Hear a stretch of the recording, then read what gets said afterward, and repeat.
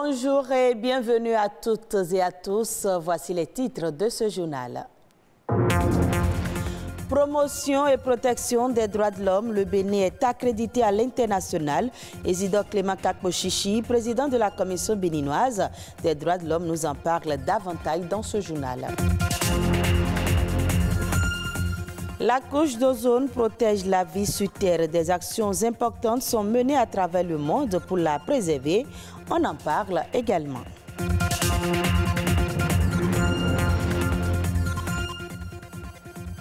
Et puis la concurrence des produits importés continue de faire rage au Bénin, notamment sur le marché de l'ameublement.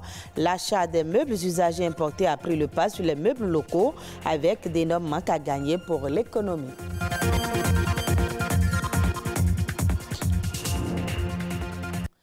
Au Bénin, la loi reconnaît et autorise à toute personne dont les droits sont violés de saisir les juridictions compétentes afin que ces droits soient protégés. Parmi ces institutions publiques en charge de la défense et de la promotion des droits de l'homme, il y a la Commission béninoise des droits de l'homme, une institution de l'État qui, depuis mars 2022, est accréditée à l'international et passe du statut C au statut A. Isidore Clément Kakpo-Chichi, président de la Commission béninoise des droits de l'homme, nous édifie au micro de Patrick Adjagbodjo.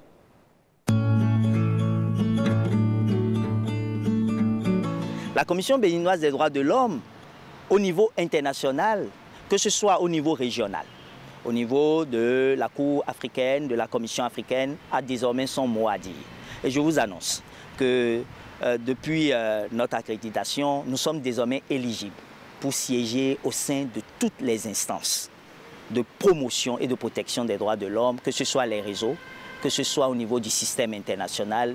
Et parce que notre pays vient de prendre la présidence de l'espace UEMOA, de facto, le président de la Commission béninoise des droits de l'homme vient de prendre la présidence du réseau des institutions nationales des droits de l'homme, de l'espace UEMOA, 8 pays, 5 accrédités au statut A. Je fais partie de ceux qui pensent que la maxime selon laquelle nul n'est censé ignorer la loi n'a pas son cours au Bénin. Les populations sont analphabètes. Et donc, il faut éduquer dans toutes les langues. Enseigner la loi, mais également éduquer au civisme, à l'amour de la patrie. Parce que si les droits sont violés, c'est parce que les gens ne connaissent pas leurs devoirs vis-à-vis de leur patrie, mais réclament des droits. Et ces droits sont encore mal réclamés. Ces droits doivent être réclamés dans le respect des lois de la République. D'où la nécessité pour la Commission qui a vu loin en mettant en place un projet d'éducation au civisme, à la citoyenneté et aux droits humains. Il s'agit pour la Commission d'activer une citoyenneté responsable. De qui?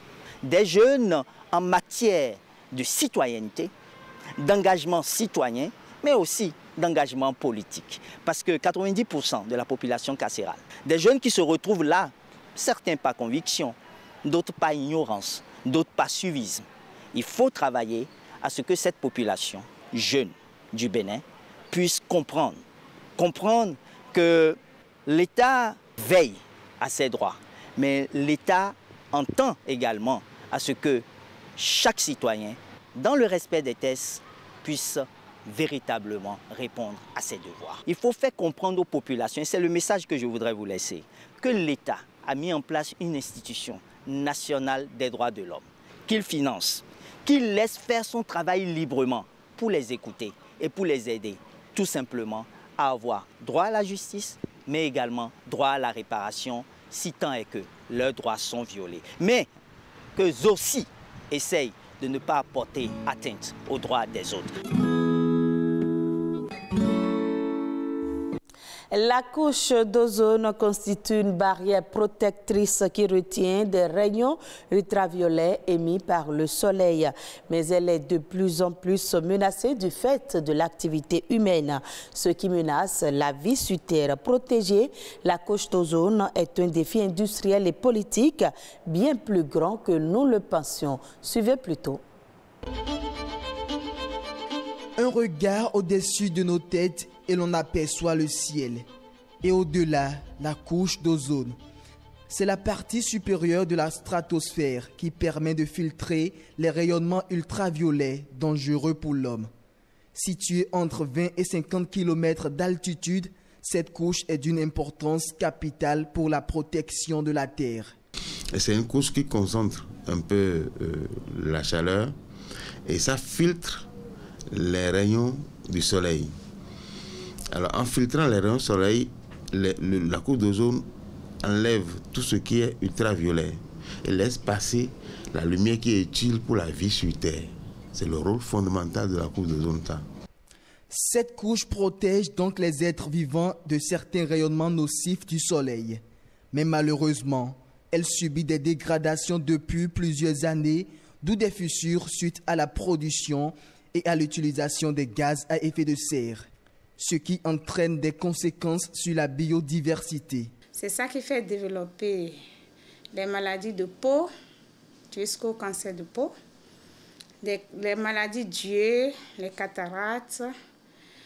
Au niveau des animaux, il y a le problème de la production. Ça ralentit la production de certains animaux. Ça agit sur certains écosystèmes, même la disparition de certaines espèces. Seule solution face à ce fléau, la protection de la couche d'ozone. Et le Bénin mène depuis quelques années des actions fortes en faveur de la protection de cette stratosphère.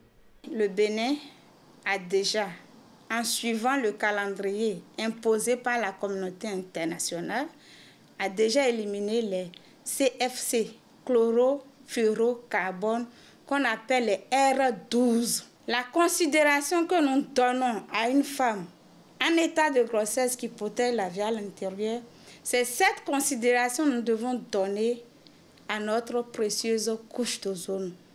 35 ans après la Convention de Vienne sur la protection de la couche d'ozone, le défi actuel est la mise en œuvre de l'amendement de Kigali, adopté le 15 octobre 2015. Il consiste à réduire l'utilisation des hydrofluorocarbures. L'objectif étant de limiter les changements au réchauffement climatique tout en protégeant la couche d'ozone et par ricochet sauver la planète Terre. Les produits localement fabriqués continuent d'être abandonnés par les populations. Pour des raisons diverses et multiples, la consommation du Made in Bénin n'est pas encore entrée dans les habitudes. C'est le cas sur le marché de l'ameublement où de nombreux Béninois préfèrent acheter les meubles importés que ceux produits localement. Et pourtant, cette attitude n'est pas sans conséquence sur l'économie nationale. C'est ce que nous dit du moins Rodrigue Bagbeto dans ce reportage. Il faut au moins 180 000, 200 000 euros. Isidore est menuisier et est à ce jour dans sa 47e année de profession. Un métier qui aujourd'hui lui laisse un goût de plus en plus amer et pour cause, la préférence des Béninois pour les meubles usagés importés. On ne vend plus comme on le devrait. On est obligé de revoir les prix à la baisse. Depuis que j'ai commencé ce métier, on vend les lits entre 25 et 30 000 et c'est toujours au même prix actuellement. Si c'est trop, c'est 40 000. À quelques encablures de son lieu de vente, nous retrouvons Armand. Son atelier de menuiserie est aujourd'hui côtoyé par un stand de vente de meubles importés. Les Béninois n'aiment pas consommer du local, ils préfèrent les importer. C'est son constat. Tout ce qu'ils ont amené là, c'est ça qui va finir d'abord, avant que les clients vont commencer par demander qu'est-ce que tu as ici, qu'est-ce que tu as là. Si leur truc ne finit pas, ils ne viennent pas ici. Or, les importés ne durent pas comme ce que nous fabriquons. Les meubles usagés importés, ils proviennent pour la plupart d'Italie, de France ou même d'Allemagne. Les gens d'ici n'ont pas, ils travaillent, mais ils n'ont pas assez d'instruments pour renchérir, pour mettre ça propre comme le client le veut. Mais si par contre ça quitte là-bas pour venir maintenant, les gens s'intéressent directement à l'esthétique de la chose et ils paient directement. À Cotonou, les vendeurs de ces meubles sont de plus en plus nombreux et laissent au sein de la population diverses appréhensions. Les meubles importés, moi j'aime ça. J'aime pas parce que c'est exposé aux intempéries, la poussière. En plus c'est mis au bord de la voie. J'imagine quand il pleut, comment ils s'arrangent à ramasser tout ce nombre de fauteuils qu'il y a dehors. Et quand ça vient, je ne sais pas combien de temps ça fait là-bas, avant de venir acheter ça à mettre chez moi. Si l'importation des meubles usagés contribue un tant soit peu à la croissance du PIB, il n'en demeure pas moins qu'il plombe l'économie locale. Si vous utilisez un meuble local, tout ce que vous payez, il y a celui qui a acheté le meuble chez le menuisier pour vendre, il y a le menuisier lui-même, il y a le producteur de bois qui a quelque chose dedans, il y a le bûcheron, alors que quand vous en importez, il n'y a que seulement les commerçants du bois qui en profitent. Et pour une préservation des emplois, Isidore, tout comme Armand, propose une solution radicale. Hélas, elle ne saurait être bénéfique pour les nations au pas de la mondialisation. On doit arrêter l'importation. Tout ce qu'on peut appeler l'interdiction, tout ça, ça ne marche plus dans ce monde libéralisé. Mais par contre, on peut agir sur deux pans. Le premier pan, c'est de taxer plus fortement les produits qui sont importés. C'est de former nos menuisiers, nos ébénistes, nos travailleurs de meubles pour qu'ils fassent des meubles de qualité. Autant de mécanismes que le Bénin pourrait rajouter à celui faisant état de la présence de 60% de meubles locaux dans les administrations. Suivons à présent la nation en bref avec Ulvaeus Balogun.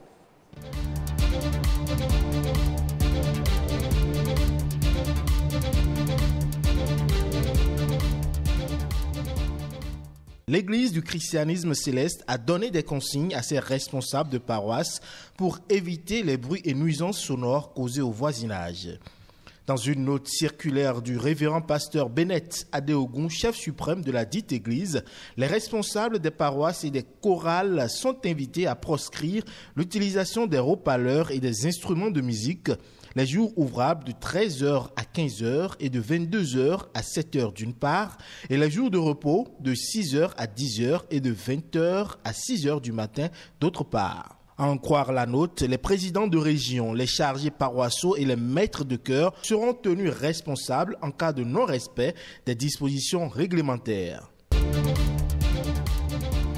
Dans le cadre de la mise en œuvre du projet d'inclusion des jeunes, le gouvernement a procédé à titre d'implémentation à la mise en stage et apprentissage de 100 jeunes bénéficiaires du dispositif Azoli pour une période de 6 mois. Il a été également procédé à la remise officielle de 85 motos, dont 10 aux agents des unités locales de promotion de l'emploi des communes du Borgou. Le projet d'inclusion des jeunes est une initiative du gouvernement soutenue par la Banque mondiale dont l'objectif est de contribuer à la réduction du sous-emploi des jeunes. Après Aplahoué, Lalo et Lokossa, il y a quelques jours, la phase de généralisation du volet assurance maladie du projet ARCH se poursuit dans les communes de Kandi, Banikwara, Tchaoru et Wessé. Les populations de ces différentes communes bénéficiaires pourront se faire consulter et soigner gratuitement dans les hôpitaux partenaires de l'Agence nationale de protection sociale. Cela suivant le panier de soins défini par le gouvernement et contenant les pathologies courantes ainsi que la césarienne. À l'occasion de la cérémonie d'extension, les autorités ont rassuré les bénéficiaires des dispositions prises afin que le projet ne souffre de rien dans sa mise en œuvre, que ce soit dans les formations sanitaires que dans les centres de promotion sociale. Il faut rappeler que d'autres communes sont annoncées pour rejoindre ce volet du projet ARCH.